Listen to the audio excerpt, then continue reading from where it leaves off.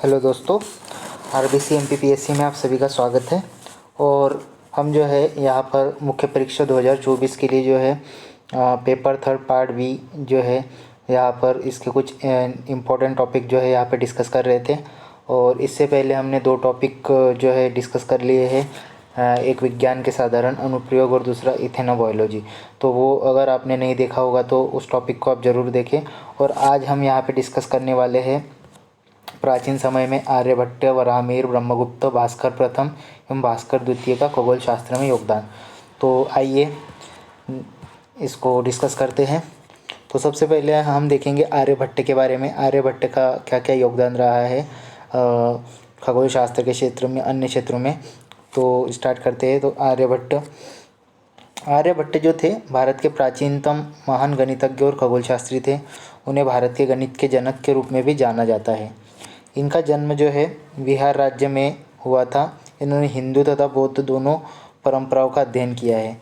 तो ये आर्यभट्ट के बारे में थोड़ा सा बेसिक सा जनरल इंट्रोडक्शन हुआ।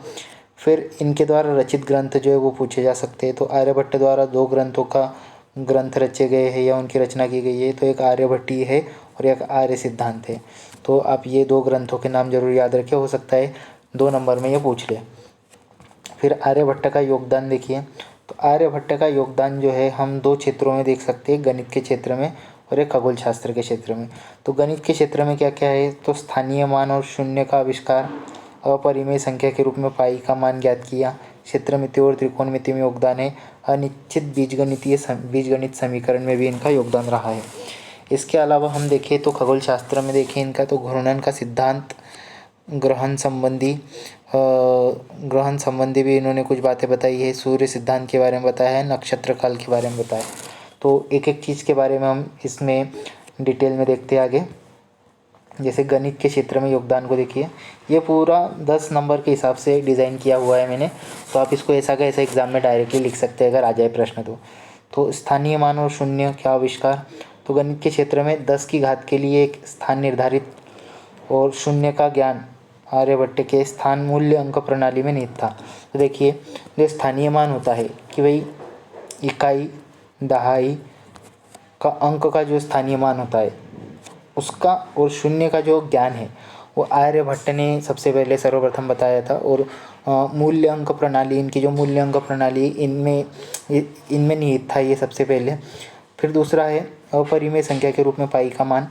तो अपरिमेय संख्या के रूप में पाई का जो सटीक मान है 3.14, ये जो है सबसे पहले किसने दिया था, 3.1416 ये जो मान है सबसे पहले आर्यभट्ट ने दिया था। फिर त्रिकोणमिति और क्षेत्रमिति के क्षेत्र में देखिए, तो त्रिभुज का क्षेत्रफल का सूत्र, त्रिकोणमिति सारणी या जिसको साइन बोलते हैं इंग्लिश में, का खोज भी आर्यभट्ट को ही जाता है। तो त्रिभुज का क्षेत्रफल निकालने का सूत्र हो गया।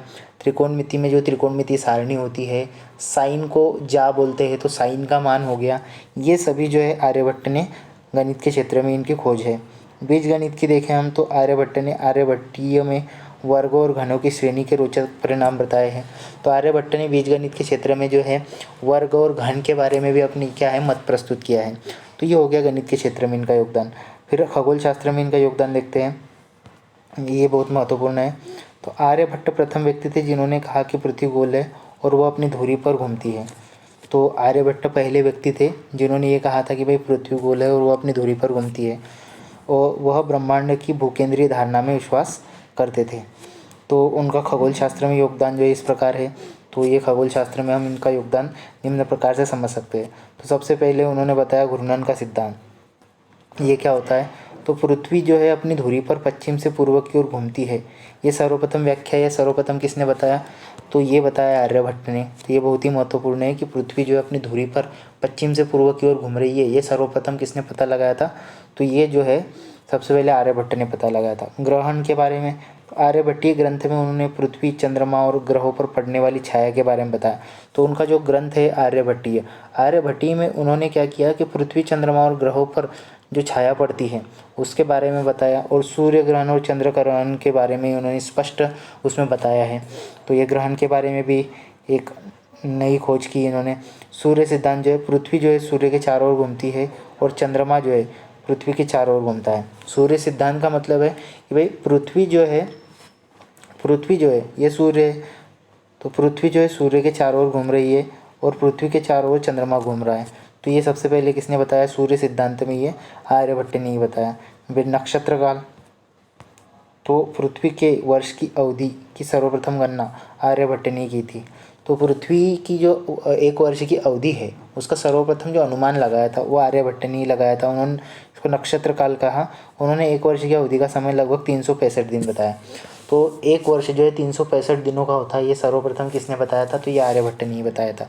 तो ये आर्यभट्ट का जो है ये योगदान हो जाएगा गणित के क्षेत्र में और खगोल शास्त्र के क्षेत्र में। अब देखिए इसमें क्वेश्चन डायरेक्टली पूछा जा सकता है कि भाई आर्यभट्ट का जो है विज्ञान के क्षेत्र में क्या योगदान है, या आर्यभट्ट का खगोल शास्त्र के क्षेत्र में क्या योगदान है। तो ये दोनों तरीके से आप इसको लिख सकते हैं, नीचे निष्कर्ष लिख सकते हैं। फिर अगले वैज्ञानिक जो है हमारे वराहमिहिर, ठीक है। तो वराहमिहिर जो है प्राचीन भारत के महान गणितज्ञ तथा खगोल शास्त्री थे। उनका जन्म लगभग 6वीं शताब्दी ईसा पूर्व में उज्जैन में हुआ था। तो ये एक जनरल सा इंट्रोडक्शन के बारे में हो गया। उन्होंने गणित, खगोल विज्ञान, ज्योतिष जैसे क्षेत्रों में प्रशिक्षण लिया था। वे गुप्त राजा विक्रमादित्य के दरबारी ज्योतिष थे। तो आप ये भी याद रखें कि गुप्त राजा विक्रमादित्य के दरबारी ज्योतिष थे। अब इन्होंने कौन कौन से ग्रंथ रचे? तो पंच सिद्धांतिका, बृहद जातकम, बृहद संहिता, लघु जातकम। तो इनके 4 ग्रंथों के नाम याद रखना है, पंच सिद्धांतिका, बृहद जातकम, बृहद संहिता, लघु जातकम। फिर आगे है वराहमिहिर का खगोल शास्त्र में योगदान। अब डायरेक्टली इनका हम देखते हैं खगोल शास्त्र में क्या योगदान रहा है। तो 5 खगोलीय ग्रंथों का संकलन वराहमिहिर का सबसे महत्वपूर्ण काम था। तो उन्होंने 5 खगोलीय ग्रंथों का संकलन किया था, जिसे पंच सिद्धांतिका के नाम से जाना जाता है। इसमें सूर्य सिद्धांत भी शामिल है, जो गणितीय खगोल विज्ञान में बहुत उपयोगी है। फिर अगला आगे देखते हैं, अगला पॉइंट, समय के लिए सौर वर्ष की लंबाई और ग्रहों की स्थिति की सटीक गणना की।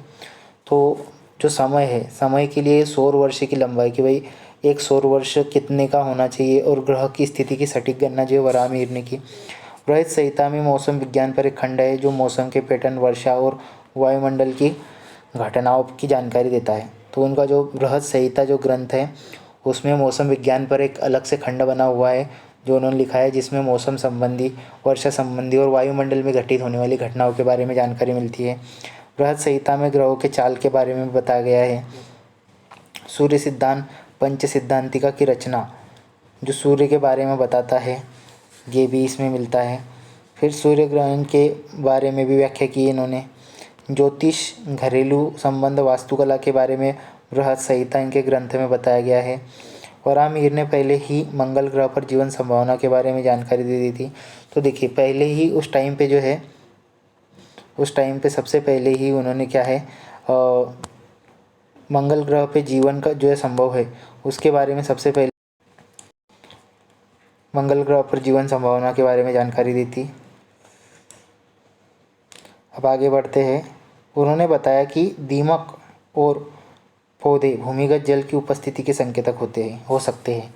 तो दीमक जो होते हैं और जो दीमक और पौधे जो होते हैं वो भूमिगत जल की उपस्थिति के संकेत होते हैं। मतलब भूमिगत जल के बारे में बताने में ये क्या होते हैं, महत्वपूर्ण भूमिका निभाते हैं दीमक और पौधे। तो वराहमिहिर के द्वारा दी गई जानकारी की सटीकता के कारण विक्रमादित्य ने उन्हें वराह की उपाधि से सम्मानित किया है। या आप निष्कर्ष के रूप में इसमें लिख सकते हो, ठीक है। अब गणित के क्षेत्र में वराहमिहिर के बारे में केवल खगोल शास्त्र के क्षेत्र में पूछा है, तो हमने खगोल शास्त्र के क्षेत्र में देख लिया इनका योगदान। अब हम देखते हैं ब्रह्मगुप्त के बारे में। देखिए ब्रह्मगुप्त के बारे में देखिए। ब्रह्मगुप्त प्राचीन भारतीय गणितज्ञ एवं खगोल शास्त्री थे। उनका जन्म भिल्लमाला जो पश्चिमी प्रदेश की राजधानी थी, ये राजस्थान में हुआ था। वो उज्जैन की अंतरिक्ष प्रयोगशाला के प्रमुख थे। तो ये भी आपको याद रखना है। उनके द्वारा रचित ग्रंथ कौन कौन से हैं, तो ब्रह्मस्फुट सिद्धांत और खंड खाद्यक, ये 2 ग्रंथों की रचना जो है इन्होंने की थी ब्रह्मगुप्त ने। आगे है खगोल शास्त्र में ब्रह्मगुप्त का योगदान देखिए हम। तो ब्रह्मस्फुट सिद्धांत खगोल शास्त्र एवं गणित पर आधारित प्रथम ग्रंथ लिखा।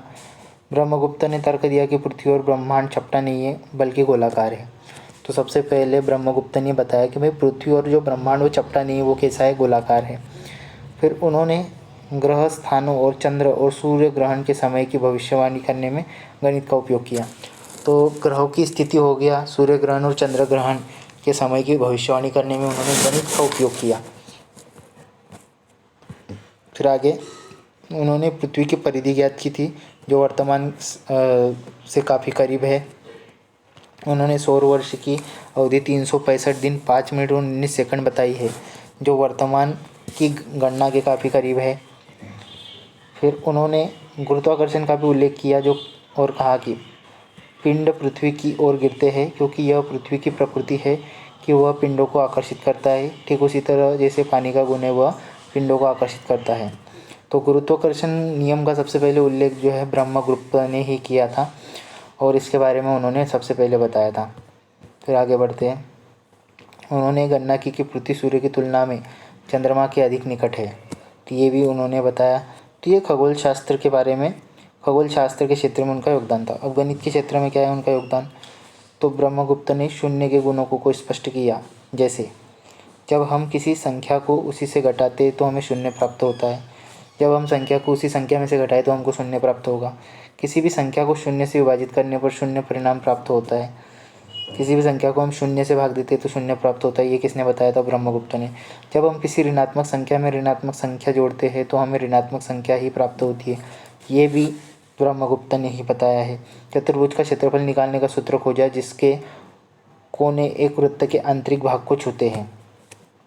इस प्रकार का मतलब ये चतुर्भुज का क्षेत्रफल जो है, इस प्रकार के चतुर्भुज का क्षेत्रफल निकालने का सूत्र जो है वो ब्रह्मगुप्त ने ही दिया था। तो ये इनका गणित के क्षेत्र में योगदान हो गया।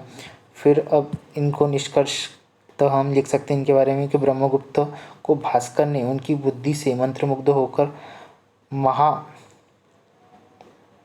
महामतिमान जो है, महामतिमान बहुत बुद्धिमान व्यक्ति कहा है। यहाँ तक कि ब्रह्मगुप्त को अद्वितीय गणिता चक्र चूड़ामणि, गणितज्ञों के चक्र का रत्न की उपाधि भी प्रदान की गई है। तो ये था ब्रह्मगुप्त का जो है गणित के क्षेत्र में और खगोल शास्त्र के क्षेत्र में योगदान। फिर हमारा अगला जो वैज्ञानिक है वो है भास्कर प्रथम। तो भास्कर प्रथम के बारे में ज़्यादा जानकारी नहीं मिलती है क्योंकि इनका ज़्यादा योगदान नहीं है और बहुत कम जगह इनका उल्लेख मिलता है। तो भास्कर प्रथम के बारे में हम देख लेते हैं। देखिए, भास्कर प्रथम 7वीं शताब्दी के महान गणितज्ञ एवं खगोलशास्त्री थे। उनका जन्म एक भट्ट परिवार में 600 ईसा पूर्व के आसपास, ईस्वी के आसपास हुआ था। भास्कर प्रथम को आर्यभट्ट का अनुयायी माना जाता है।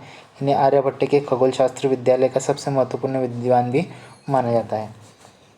फिर इसके अलावा हम देखें तो इनके द्वारा रचित ग्रंथ कौन कौन से, तो महाभास्करीय, भास्कर की महान पुस्तक बोला जाता है इसको। लघु भास्करीय, भास्कर की छोटी पुस्तक। आर्यभट्टीय भाष्य 629 ईस्वी में लिखा था। तो इनके 3 ग्रंथ हैं। खगोल शास्त्र में इनका क्या योगदान रहा है, भास्कर फर्स्ट ने अपनी पुस्तक महाभास्करीय में खगोल विज्ञान से संबंधित 8 अध्यायों का संकलन किया है। इसमें उन्होंने ग्रहों का एक दूसरे के साथ संबंध, पौधे और तारों के बीच संयोजन के बारे में बताया है। चंद्र ग्रहण और सूर्य ग्रहण और ग्रहों का उदय और अस्त होना, इसके बारे में भी इन्होंने सर्वप्रथम बताया था। तो ये इनका जो है खगोल शास्त्र में इतना योगदान रहा है। फिर आगे बढ़ते हैं, हम भास्कर द्वितीय के बारे में देखते हैं अब। तो भास्कर द्वितीय के बारे में देखिए, प्राचीन भारत के एक प्रसिद्ध गणितज्ञ, ज्योतिष एवं खगोलशास्त्री थे। भास्कराचार्य उज्जैन की वेधशाला के अध्यक्ष भी रहे हैं। उनका जन्म पश्चिमी घाट की सह्याद्री पर्वतमाला में हुआ था। तो ये भास्कर द्वितीय के बारे में नॉर्मल सा इंट्रोडक्शन हमने बता दिया। इनके द्वारा रचित ग्रंथ सिद्धांत शिरोमणि और करण कौतूहल। सिद्धांत शिरोमणि और करण कौतूहल। सिद्धांत शिरोमणि के 4 भाग हैं, लीलावती, बीजगणित, ग्रहगणित और गोलाध्याय। ये इनके 4 ग्रंथ हैं। फिर भास्कराचार्य का खगोल शास्त्र में योगदान देखते हैं। तो गुरुत्वाकर्षण के बारे में, आधुनिक युग में धरती की गुरुत्वाकर्षण की शक्ति के खोज का श्रेय जो है न्यूटन को दिया जाता है, किंतु बहुत कम लोग जानते हैं कि गुरुत्वाकर्षण का रहस्य जो है सर्वप्रथम जो है भास्कराचार्य ने अपने ग्रंथ सिद्धांत शिरोमणि में दिया था।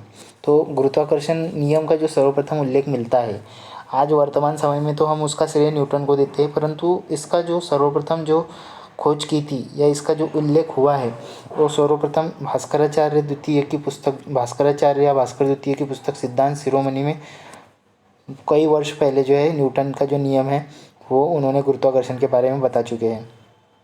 ग्रहों की गति, भास्कराचार्य ने सर्वप्रथम खगोल वैज्ञानिकों को ग्रहों की गति का सही पता लगाने में मदद मिलती है। तो भास्कराचार्य ने सर्वप्रथम जो खगोल वैज्ञानिक हैं उनको ग्रहों की सही गति का पता लगाने में मदद मिलती है। इनकी सहायता से ही इन्होंने जो बताया उसकी सहायता से खगोलीय राशियों का परिशुद्ध मान, भास्कराचार्य ने ब्रह्मगुप्त के खगोल मॉडल का अनुसरण करते हुए खगोलीय राशियों का शुद्ध मान बताया। जैसे सूर्य की परिक्रमा करने में पृथ्वी को लगने वाला समय 365.2588 दिन, तो ये खगोलीय राशियों का परिशुद्ध मान के बारे में इन्होंने बताया। फिर गोलाध्याय में ऋतुओं का सरस वर्णन किया है, तो भास्कराचार्य ने ऋतुओं का भी वर्णन किया है जिससे पता चलता है कि गणित के साथ साथ ये महान कवि भी थे। ठीक है, ये उनका खगोल शास्त्र में योगदान। अब इनका गणित के क्षेत्र में क्या योगदान रहा है, तो बीजगणित में ब्रह्मगुप्त के काम को आगे बढ़ाया। बीजगणित में उन्होंने क्या किया, ब्रह्मगुप्त का जो काम था उसको आगे बढ़ाया। बीजगणित के समीकरण हल करने में उन्हें चक्रवाल का तरीका अपनाया। फिर त्रिकोणमिति के कुछ महत्वपूर्ण सूत्र, प्रमेय तथा क्रमचय संचय का भी विवरण दिया। अंकगणितीय क्रियाओं का अपरिमेय राशियों में प्रयोग किया। तो ये इनका गणित के क्षेत्र में योगदान रहा है। तो अंततः इनके बारे में अगर 10 नंबर में क्वेश्चन आ जाता है तो आप निष्कर्ष भी कर सकते हो कि इस प्रकार भास्कराचार्य एक महान खगोल शास्त्री थे। खगोल शास्त्री के साथ गणितज्ञ भी रहे हैं। उनके विचार मौलिक थे। वे प्रथम व्यक्ति थे जिन्होंने बताया कि किसी संख्या और अनंत का जोड़ अनंत ही होता है।